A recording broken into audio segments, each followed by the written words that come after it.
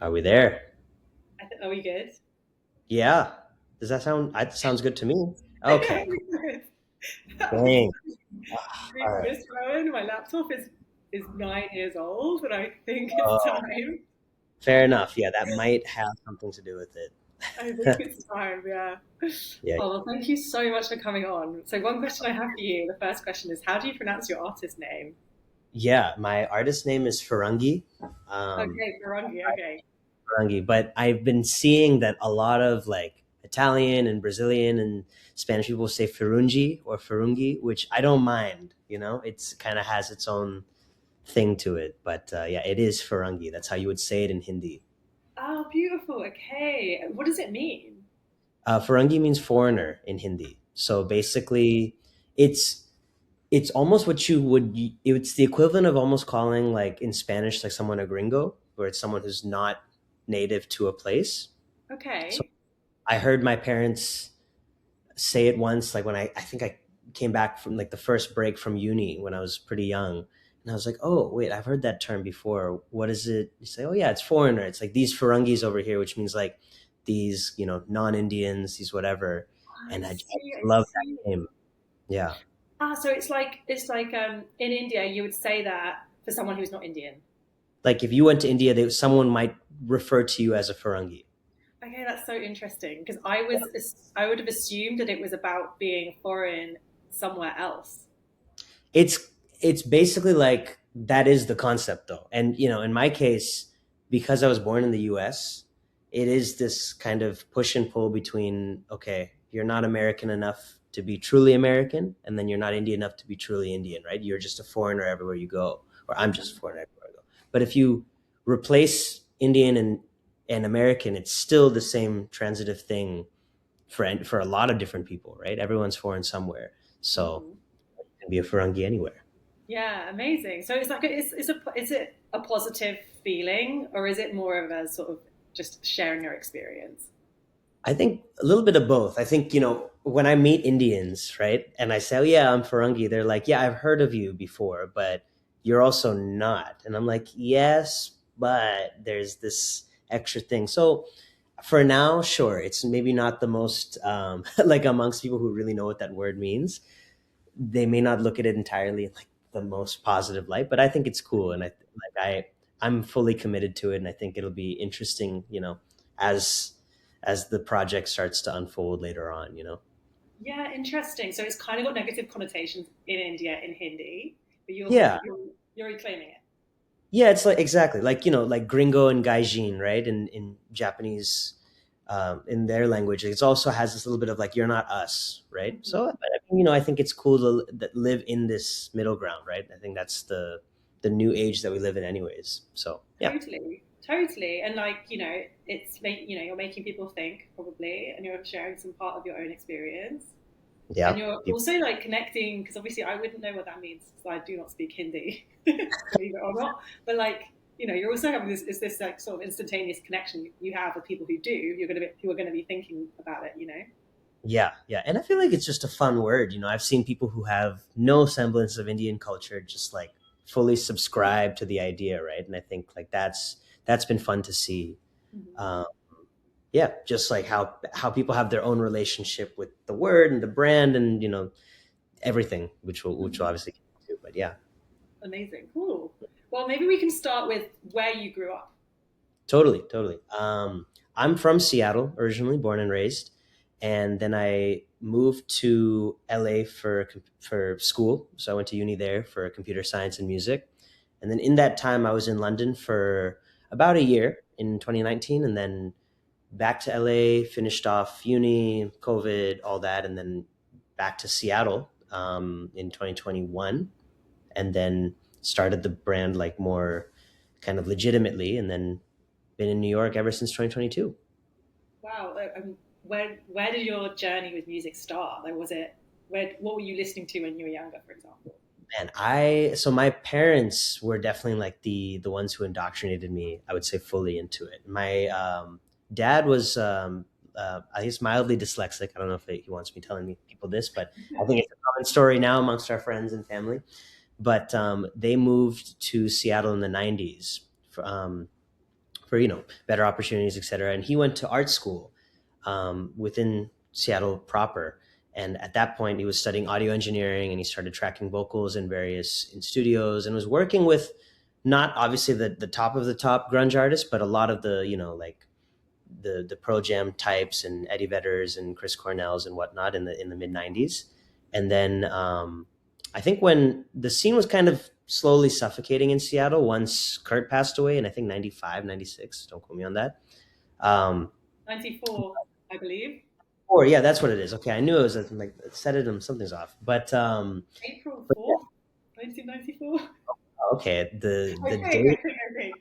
I think that sounds about right. Yeah, yeah. I can tell you where he passed away, but yeah, it was the infamous hotel there. But yeah, and then the scene started kind of getting smaller. But by 2000, when the grunge era, let's just say, had fully kind of evaporated, there was still a lot of people in Seattle, very like musically talented and progressive people that were still looking for something after that vacuum had been created.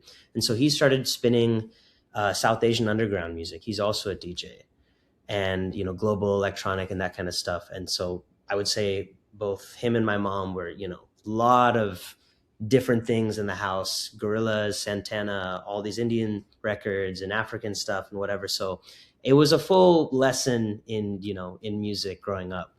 And so I think that's where most of it really started, where it's like if you have that kind of domain knowledge from such a young age, it's like you might as well try it out. But I think I've developed my own love for it over time. So yeah. And Hmm.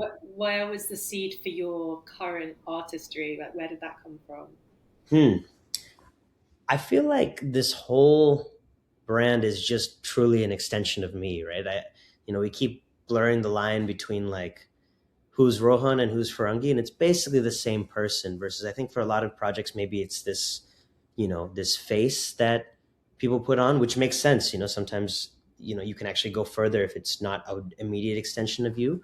But in my case, yeah, it really, I think I remember when I was middle school, growing up in the US, suburbia lifestyle, whatever.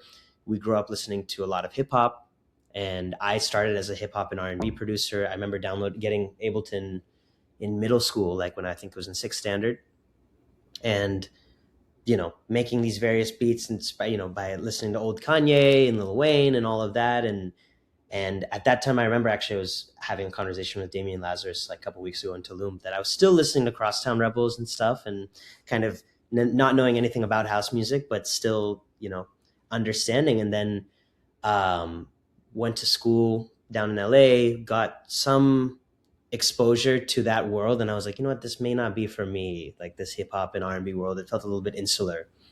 And I think that entire time there had been this ongoing, learning experience when it came to house music and electronic music and global stuff. So that's really just how everything unfolded. And I think drums have always been like at a center point of all of my production, and just in general. So, I learned drums as a kid. My aunties and uncles will tell you I was banging away with various cutlery at restaurants and stuff. So yeah, I think, that's kind of like the main fulcrum. Yeah. Mhm. I Okay. feel like I feel like you've come quite a long way in quite a short time. And what's quite interesting about the way you're speaking is it's as if you're like, you actually made a decision to start a brand. It sounds like, is that right? Yeah, that's a good way to put it, because I feel like the maybe the knowledge and experience was kind of already there, but then it was just about, like you said, like making it an intentional entity. And so that was, I think the first event that I did in Seattle properly was 2021. And whatever we had done prior to that, was whatever. But I guess, yeah, you're right. From 2021 to now has been a pretty decently quick growth. Yeah, and I guess that's because of that mindset. That's what it is. Is that I think a lot of artists struggle to push themselves forward when it's so personal. But if you're referring to it as a brand and treating it as a brand, that Mm. just means you can sort of take that take have a tiny bit of separation, I guess, even though it is you. Yeah. As you said, and Yeah. then just like I don't know, it sort of removes a sense of self consciousness that I know a lot of artists have, you know, Totally. Like where right? you're almost, yeah, you're almost vulnerable, not for yourself, but for this brand that you're building, which this does give you this layer of abstraction.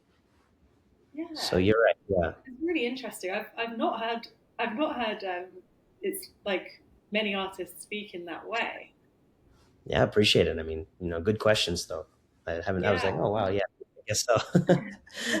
Well, because you have come, you know, you have come so far in such a confident way, and I think that's probably that mindset makes a massive difference. I Um, appreciate that. I think, on that note, because it's when I feel like I was truly born into this, and I'm very fortunate to be able to say that. And, some of my dad jokes all the time is like, you had all the software in the world when, before you even hit puberty. And for most people, you don't get those opportunities. And I think, but with that and just being able to sit with it, not just as like a side project, but as something you literally live with for a long period of time, then I think it just becomes, an immediate extension of yourself that, I don't like, it's almost like I don't know what to do outside of it, right? It's like I can only produce and make music and find music and think about music and art in general. We'll get into like the clothing and stuff and the events and whatnot as well, but yeah, it's a part of just who I am very deeply, and I think that does help in terms of getting to where you want to go pretty quickly, right? So yeah. yeah, amazing. And I'd love to hear about your early gigs DJing and where you learned to DJ as well, or how. Yeah, totally. I think where I learned was definitely, in the living room or in my pops' studio. Just, he's messing around, maybe prepping for a gig. Because I remember, like, for a long period of time when I was, I think, up till like 11, 12 years old, he was pretty regularly DJing weekly in Seattle. And so I'd see him, downloading music, making quick edits on Ableton, that kind of thing. And so I, was always just observing whatever. And I think something switched later on where, okay, we, maybe tried to make a song together, or he showed me how, the concept of moving from A to B and back to A. And yeah, that was, the early learning. And then I think in my own music explorations, I think I was what, in elementary school, middle school. I remember very distinctly in, I think in sixth standard or seventh standard, bringing this old Newmark laptop MIDI controller to school, and for one of our middle school dances, I don't know why, but I was sitting on a chair, and like all my friends were around, and it was just the dance floor on. We were on stage, sitting on this table, sitting at this table, laptop. People were just kind of like hovering around, like, oh, what the hell is this? And this is mass. I just remember the board was almost like half my size. It was unnecessarily large, and yeah, and I remember that was one of the first few ones, and then I think in high school I had some random events scattered around. I remember doing one like a just playing music for a friend's fashion show. She was doing some sort of thrifted cut and sew stuff, and she was like, "Can I want to have house music for the catwalk?" I'm like, "Sure, yeah, I'll play something." And then very very classic. Like I feel like a lot of American DJs start in frat party settings, right, in uni and whatnot, and I definitely did that as well in college. But yeah, maybe it's high school was kind of an extension of that. So yeah. Amazing. Wow. So Mhm. really early on. I'd say so. I'd say open format DJing is definitely a good way for people to start. I think it takes a lot of the ego out of oh, I got to stick to my brand and do all of this, and you're like, no, I have an hour and I got to show people a good time, regardless of what happens. And I think that mindset is still there for me for sure. It's just now operating within certain constraints. Mm. Yeah. And it sounds like you didn't really consider, like, it sounds like you always, like, this career has been the only option. It sounds like, it sounds like you were like, this is what this is what I'm going to do from a very I young age. I should have to explain that to my parents as well. Yeah, that'd be a great. Um, I would say from a young age, I definitely wanted it. I think, and that's something that for maybe older generations of people not in this environment might be just like weirder to kind of fathom. But yeah, I guess so. I think even when I was doing like the hip hop and R&B stuff, I was like, I'm gonna be like the next Kanye or the next Pharrell and do all of that. And then, it's like, okay, well, maybe not that particularly, but let's make some adjustments here. And yeah, so it's definitely always been a vision. I think now it's really changed to, I would say, leveling up so that I can continue to do the things that I want to do, right? Which means maybe working with certain artists, working with certain brands, being able to travel to certain places under the pretense of traveling for music, which I think is an amazing experience. And I've been blessed to be able to do that a few times already. And it's like, it's one of the best ways to travel in my mind. So if we can keep that up, for however long, I'm excited. Traveling for music, I think we should just give this a moment, is literally the best thing in the whole world. Okay, you literally get Yeah. buses always paid for. I think more Yeah. better than that. Obviously, you Yeah. also get paid, but better than that is like you can go to like Paraguay, and you'll just be launched directly into the underground, and everyone's and you have something in common with everybody there, and it's Yeah. like so incomparable. And to even imagine, like, oh, I'm just going to just go as a tourist. You can't be a tourist after this Yeah. experience, right? Yeah, you're just wandering around somewhere looking for things to do versus, I mean, even on the flight, you see someone and you're like, oh, maybe they're going to that same thing that we're Yes. to. And it's just, yeah, it's a beautiful thing. Yeah, it truly is, I think, priceless, that form of travel. Um, 100%. I get a little glimpse of it as a music journalist. I'm sure. Yeah, yeah, Um, yeah. You in more a than different others. way. Yeah, yeah, Sorry. yeah. You more than others, I'm sure, right? Yeah. Yeah, I had a really one of my most amazing experiences was going to Mumbai actually Oh, wow. to write about a grime Oh, okay. crew of grime artists called Wow. Swadisi. Yeah, Okay. and they're rapping in like Marathi, Yeah. Bengali, and Hindi. And Wow. I was there for a few weeks, and it was like wow, the most incredible experience. Just to have Yeah. that access was Yeah. insane. Yeah. Yeah. They're taking you to all these various like food spots or things, I'm sure. And just you're like, Oh my what is, god, yeah. Yeah. Bombay basically, has so many layers, which is a really cool experience to just, yeah, especially when you go with like people who really know or are local to the area. It's an amazing feeling. oh, it was. I mean, it's ridiculous. We're so Yeah. lucky. Great. Well, Anyway, that's the awesome. segue. Yeah. Yeah. No, perfect segue. So that was kind of. I guess that's kind of was my original question was like, what was your ambition when you were first starting out as an artist?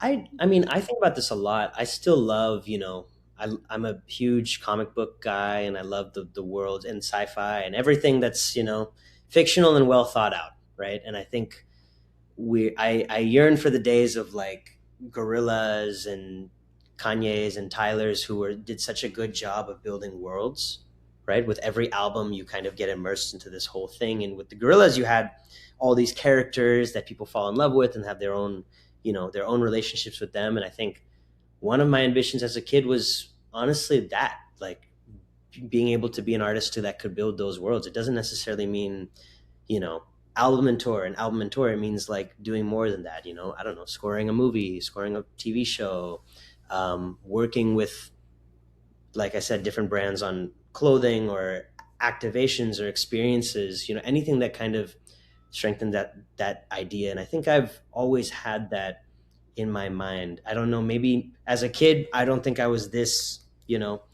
um, I don't think the plan was that concrete, but it was close for sure, and that ambition has only increased in a similar direction, as a, yeah, up till now. So Amazing. And if for people who don't know, like, in what ways are you building your own Firungi world? yeah, for me, it's more about, I call it the three pillars. So there's the music side of it, which is all, like the globally focused stuff in general, and that also ties into the new label that I've just started, Fly Foreign Records. And it kind of gives other people also a platform to kind of easily digest and experience what I'm trying to build there. And then you have the merchandise side. I've been making clothing now for 10 to 15 years, something around there. I started in early high school, maybe. Yeah, early high school.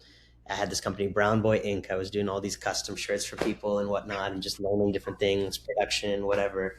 And was buying and selling a lot of Supreme at the time because at that period, mid 2010s, it was such a route in the U.S. And so that also was a good kind of, I guess, learning experience in how all these different companies would market and what pieces would work and what wouldn't.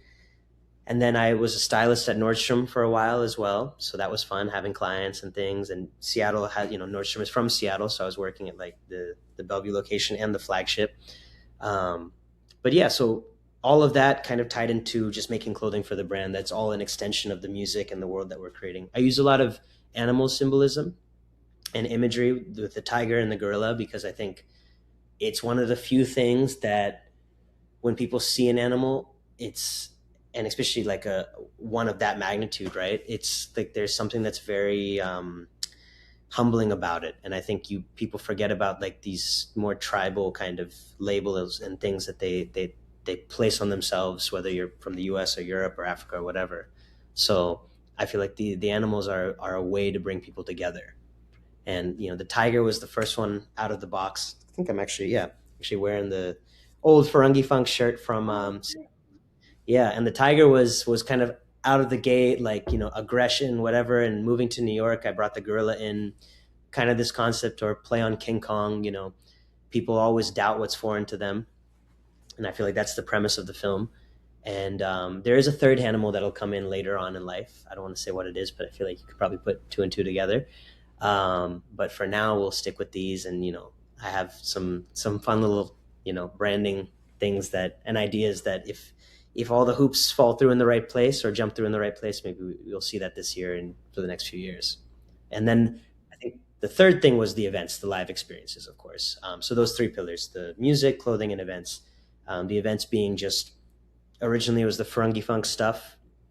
We started that series in Seattle as like honestly, it came out of a need where I had just gone back, staying with my parents and moved to my own apartment. My friends, we were all reconnecting post COVID. A lot of people had graduated, and we were like, damn, there's really no party or venue that's um, showcasing just like good music, whether it's international or just stuff that feels real to us, right? Being this very like diverse group of people.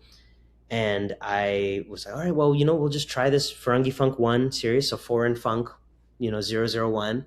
And this was October 2021 is when we did the first event, and it was a huge success. And I think the biggest thing that I got out of that was, wow, people really need this. It was less about, oh, look at me, but I was like, damn, there is clearly a gap in the market that I think is not being filled.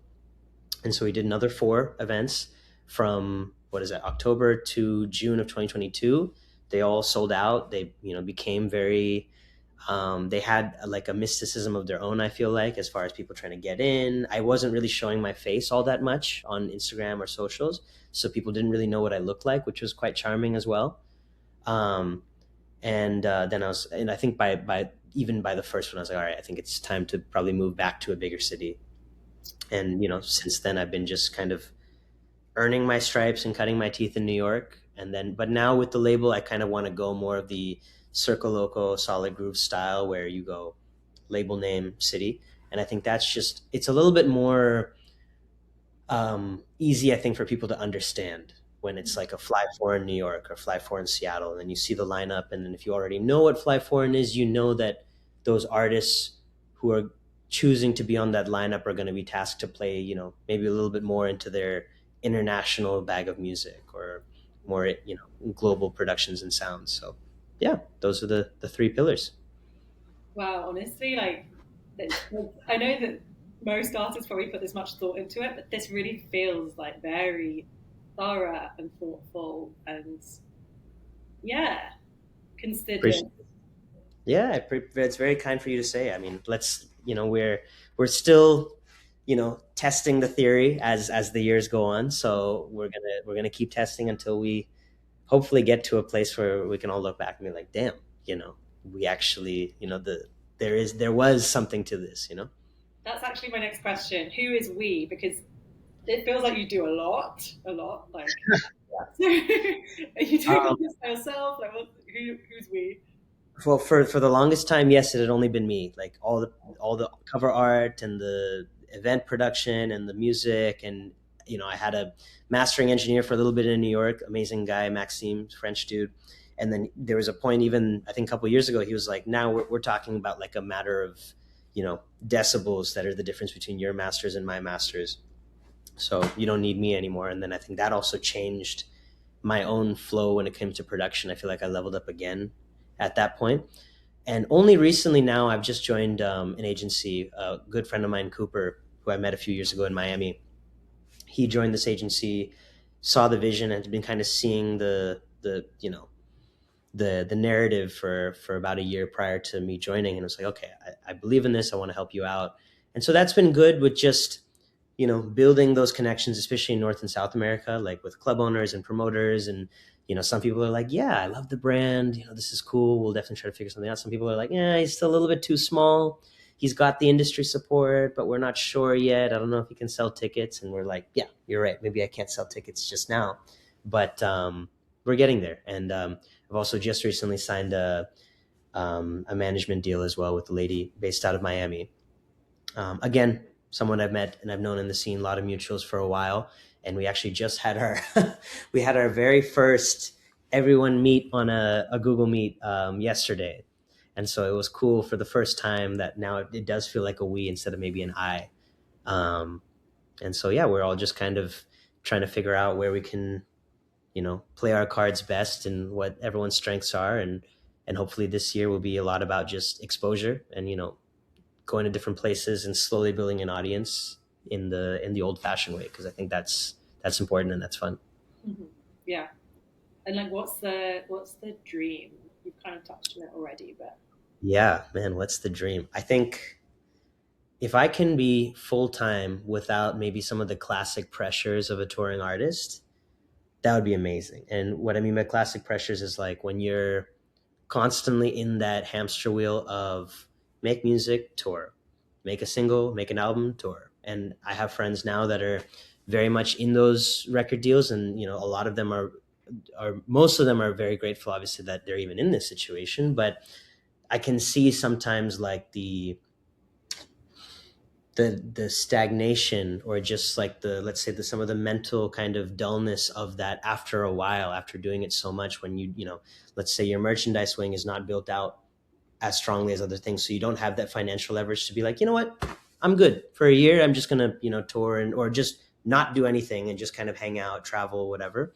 So that's why I say all three pillars at once, right? Because that way you have different opportunities. If I want to take a step back from the events and just push other people, or if I just want to focus on merchandise and capsule collections and working with different companies, I can do that. Maybe I'll go into making furniture or something, or doing interior design, whatever. But as long as like these different kind of pots are I guess sustainable on their own, and that I think will give the freedom that I think the modern person or the modern artist kind of craves right now. I mean, so yeah, specifically, I mean, I would love to be a Circle Local resident. That's one of my like longtime goals. I've been going to the island in DC-10 since 2018, I want to say.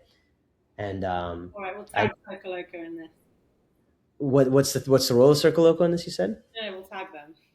Yeah, that'd be great. Exactly. Do a Yeah, collab post. I was like, we're working on it. I think all in due time. If it's meant to be, it'll happen. But yeah, it's like that would I think that's another example of a brand that champions diversity, and they always have. And I think that really aligns. And yeah, there's a few other bigger corporations and stuff that I think we can do some cool collaborations with, and kind of just build out this idea of like, I think it's the mission is really, it's good to for people to grow up with diversity and knowing things about other cultures. I think that was a lesson that I got as a kid from my parents, and that's one of the driving forces of all of this stuff. So yeah, Yeah, totally. Yeah. And in terms of what does a sort of busy weekend look like for you? man. Huh. I mean, I'm sure you're probably like this, as with your profession too, but it's like you kind of have to be out just for the sake of being out to see what's going on, right? Like Yeah. especially now, like, yeah, I'm still working on music. I'm consistently opening up Ableton, just tweaking stuff.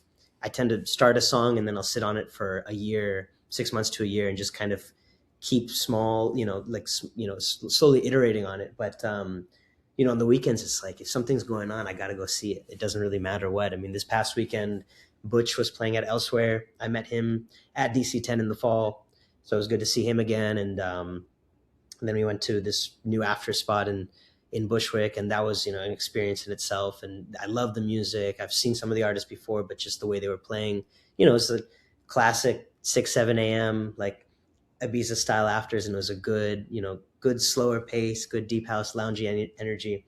So yeah, I think that's just a busy week. It's like you know might be up late, out late, and then make something in the morning, sleep again. I definitely get my 8 hours of sleep if I'm not getting it all in one sitting or naps. But yeah, it's a lot of music centric stuff and a lot of just kind of exploring, seeing what's going on.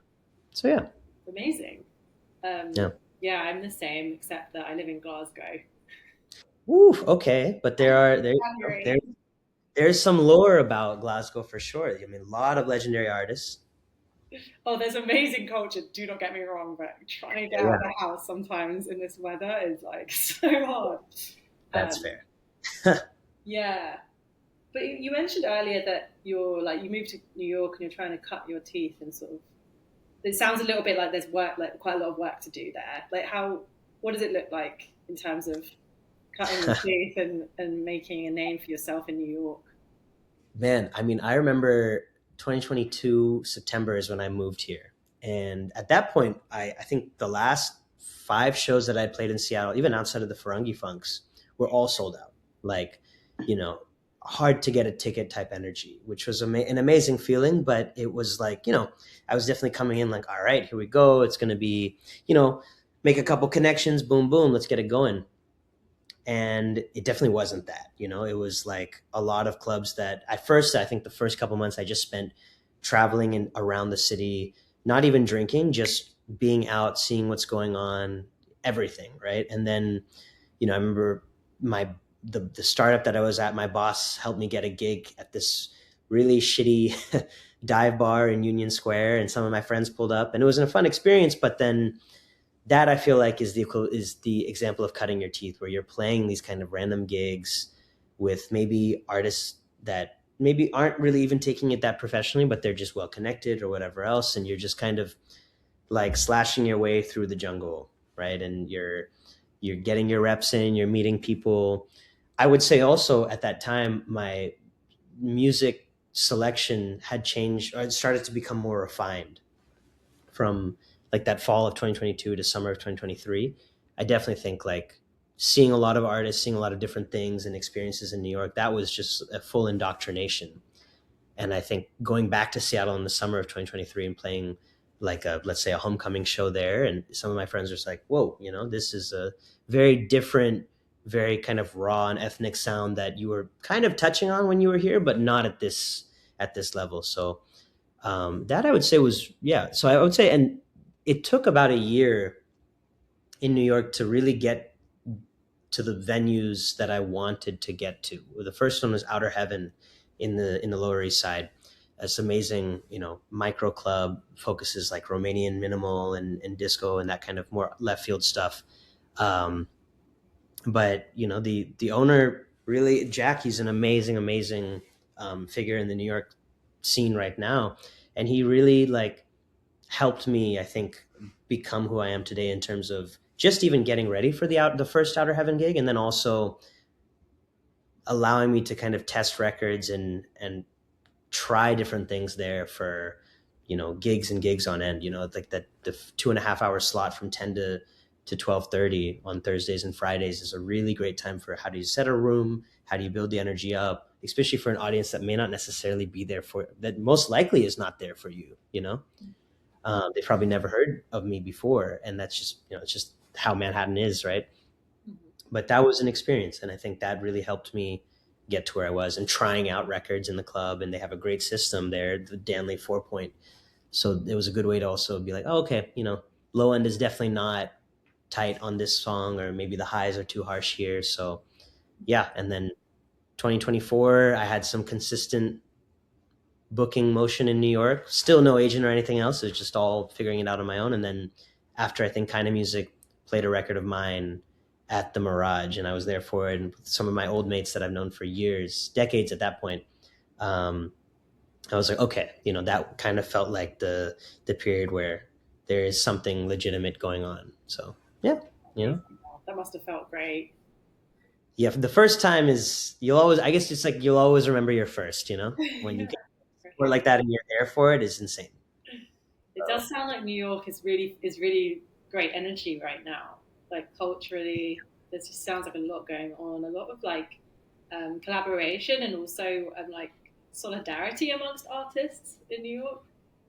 Yeah, I'd say so. I think I mean, the different circles here are endless, right? Mm. Because you can feel that solidarity, and I know what you're talking about in certain circles, and then you can feel that collaboration in other circles. Mm. And in my case, I do feel like, if I was a minimal tech house artist in New York, much like in the rest of the US, I think collaboration and fitting into spaces is I would say is honestly far easier, because a lot more people are doing it. I still find myself being one of the few people that are doing this kind of maybe deeper tribal sound or more globally influenced sound, and at least are doing it at like a certain professional cadence. Mm. Um, and it's cool to be like the odd one out, but it's also like, all right, damn, like it'd be nice to bounce some ideas around with people who are like local here. So, but it overall it's still a blessing, and you're right, like you can get inspired very easily in New York. Mm-hmm. So Yeah, wow. actually, much like London or Glasgow or Tulum or Ibiza or something, I feel like there's still the creative energy is pretty strong. I feel like across the board right now. Mm-hmm. Yeah, I need to visit. I haven't been since 2014. Oh my gosh. Wow. Um, Okay. yeah, Yeah. well, it's so weird. That's 12 years ago. It definitely Um, changes since then. Yeah. yeah, I can imagine. So I'll ask for a couple of your hot takes. Oh boy. I'll just select a few. So, Yeah. what are you enjoying the most about being in the music industry right now? What am I enjoying most? I think in electronic music right now, and just dance music, electronic music in general, I was amazed initially, and I still am amazed at the the meritocracy of it all, where it's very accessible. And I think, you can literally be a kid in your bedroom and you make a song, you send it to some friends, they like it, you send it to Michael Beebe or Jamie Jones, and they will hear it. And if they like it, they will download it and they will play it. And the success stories of that are endless.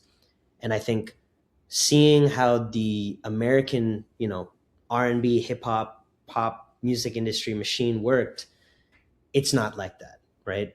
Getting beats to different rappers and singers, and seeing how people can steal music, and the friction and the ego when it comes to collaborating, it's hard to see and hard to watch sometimes. And maybe later on in life I would like to enact some sort of change there and see if I can make an impact in kind of the way a lot of other because it wasn't always like that. For the longest time it was very collaborative, and I think we got the best music out of um, American artists in like the mid 2010s and even before then.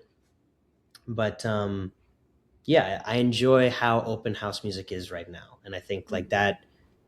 that's a very powerful thing that not a lot of industries can say that they have. So that's the thing Yeah, that I think I'll always enjoy. totally. Yeah, I like how you can be in touch with your favorite artist often within house Yeah, music. They're not so far off.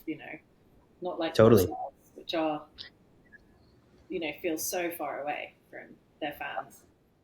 I've Um, got to meet every single one of my favorite artists so far at this point. wow. I remember having a really nice chat with Scream, like while Melee was playing last April at one of the Gray Area events, Oh, and it wow. was just we were talking about life and how his kids are doing. In I guess I don't know if he still lives in South London, but just how things have changed when he was growing up there versus now. And like, it was a full blown conversation that we were having. And I'm like, this is wild. I've been listening to this guy since I was, 11, 12 years old. Right. So So cool. yeah.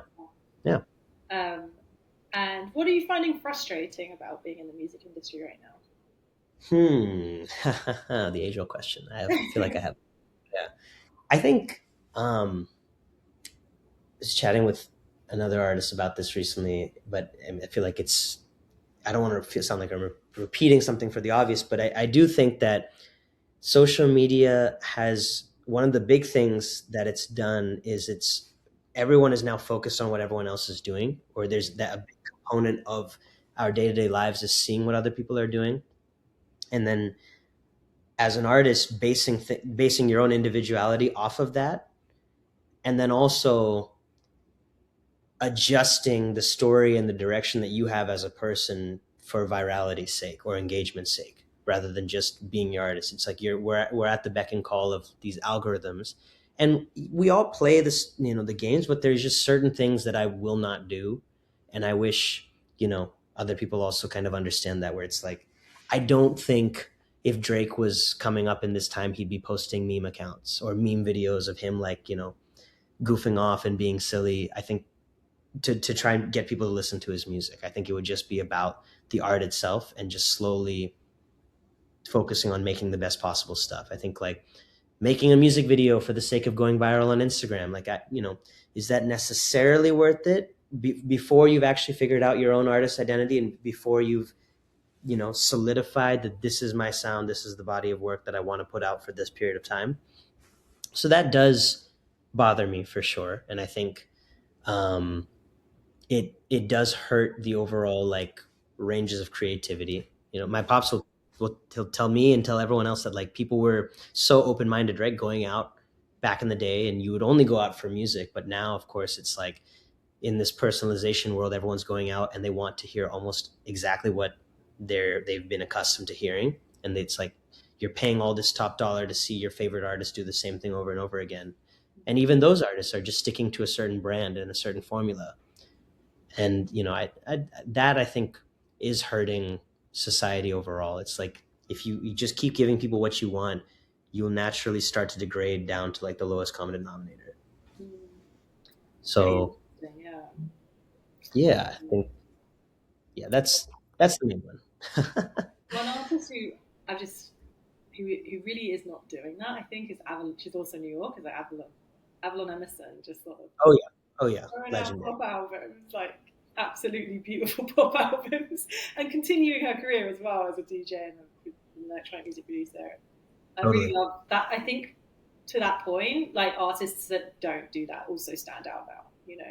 Yes, yes. It's like it's two sides of the coin, right? Like I think all of the nowadays residents, right, and even nowadays itself, just like champions people like Avalon, like OK Williams, Mm-hmm. um, that are just focused entirely on giving people something well outside of their comfort zone. And I love seeing people like that, because you never know what you're going to get, right? I would say even Dixon to a certain extent does that in the more kind of deep house Intervisions lane, where he's still, I feel like, constantly evolving and putting out things, and no one really knows what his plans are this year. And I think that's awesome, right? There are a lot of artists that I can think of that maybe had those opportunities, but they're just giving people exactly what they've been accustomed to, maybe a little bit worse, and it's like, you know, yeah, Um, cool. We'll have some quick fire questions just to finish off our totally. interview.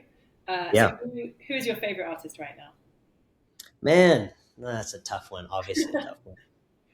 Um, I'll answer a few just so that we can get a sampling. I'd say Dennis Cruz will always have to be there.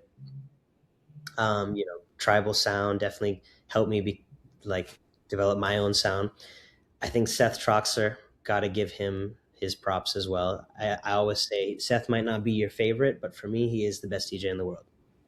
And I just seeing the way he plays, and to that note as well, Damian Lazarus. I first time going to Day Zero and just like seeing the way he played, the type of music, and just the attention to detail that he had with the event and the journey that he took us on. It was awesome. And Seth and Damian did this back to back a few days before at this hotel on the beach for like 5 hours, and they didn't pick the tempo up above like 122. And seeing Seth play like almost more Afro-house adjacent stuff, and Anmi from Kind of Music is in the back, and I was like, "Yo, Andre, this sounds like you." And it was a really cool experience. So I think those three. I love this lady Mira. I have to give Mira her props. Mira, No, I think she's from Norway. She's like gives that very old school kind of music, Berlin deep house, organic sort of sound, and um, yeah, she's wonderful as well. So yeah, those four. I think we'll leave it at that. Great. Yeah, And what's your favorite city to DJ in? man. I've been able to play at a few places, not maybe all the places that I want to play at just yet, but I'm sure that'll change soon in time. I would say I just played two shows in Amsterdam um, during ADE, and I think the second event, which was at this my friend's chai and sandwich shop in kind of NDSM, there was about 200 people there, and I think we had talked about this before. There's this concept of okay, what Firungi does is exotic and fun. I don't necessarily understand it, but I'm into it, right? And a lot of people are like that, I'd say, across the board. But in Amsterdam, there were so many people who, like Uruguayans who had lived in Spain and Argentina and now in Amsterdam, or, Chinese folks that had lived in mainland in the US and here. And there was a lot of people that really embody the whole everyone is foreign Ferengi mindset. And being able to chat with them after the show, seeing their reactions during the show, and and just exchanging stories in the afters when we were all back at my friend's place was just like, okay, wow, these people really get it. And I think most of my Spotify audience is not based in North America. It's mainly in Europe and South America. And so I think that first show on the continent was like, okay, I really see that there is alignment there, and it's there's like a deeper understanding, and I see them and they see me. So it has to be Amsterdam for now. Amazing. Yeah. Great. Um, and what's the best piece of advice you've ever been given? Oof. Dang, that's a tough one. I don't even know. I feel like I've gotten a lot of good advice. I feel like A a dad. more recent, yeah, a more recent piece of advice that I like, that I got last year from this lady Tay Allen. She's an amazing, amazing manager and agent in A&R. She said, "Know who you're dealing with at all times." And I think no matter what, it's like you have to be able to quickly assess opportunities and the scale of an opportunity, or rather not. And I think that's something that even if I have all these like delusions of grandeur, like being able to understand how to navigate things and implement that is I would say 70% of the journey, if not more.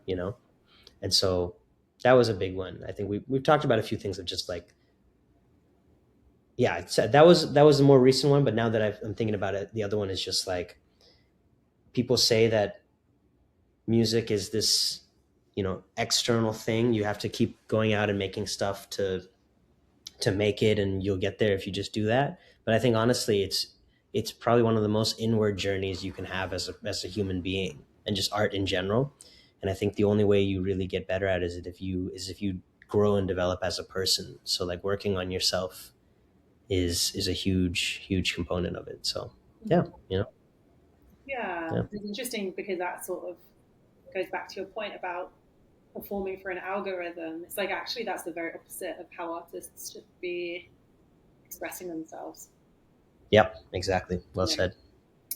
and we also, so Grey Area also, we love to ask people about food. Um, Oh yeah.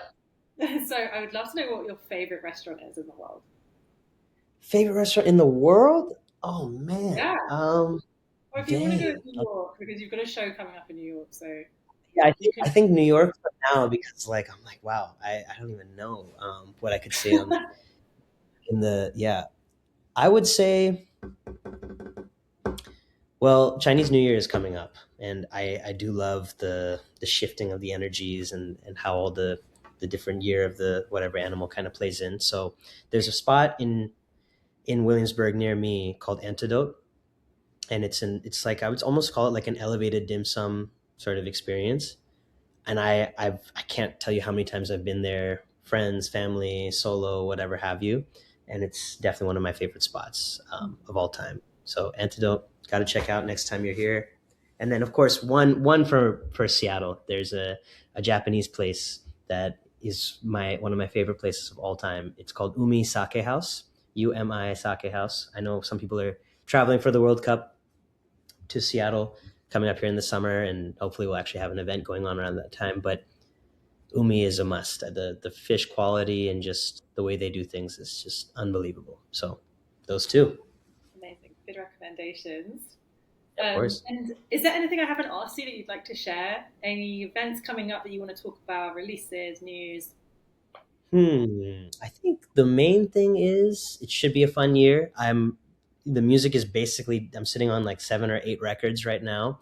It's just a matter of like shopping them around. And there's some conversations that are being had that are pretty exciting. So the moral of the story is this will be, I think, the most amount of music that I've put out in a calendar year, and I'm very excited for that. So I think that's the thing that people can look forward to. Besides, hopefully coming to a city or country near you. Yeah. Any plans to Yeah, come to Scotland? I would love to. I would genuinely. I've been up to Newcastle. That's the farthest I've gone north. Not Um, far away. It's not too bad. Yeah, yeah, but I have plenty. I have some couple good friends from Scotland as well. One in Edinburgh, one is from Glasgow, living on the island now in Ibiza. But yeah, I would love to come up and play because I know it's a very storied history up there in Manchester and in Liverpool and whatnot as well. So Yeah, definitely. yeah, Awesome. Well, thank you so much. cool. Thank you, Alice. Yeah, it Appreciate was it. so fun speaking to you. Um, Likewise. I'll be in touch and we'll speak soon. Okay. Cheers. Have a Okay. good one. Bye. Bye.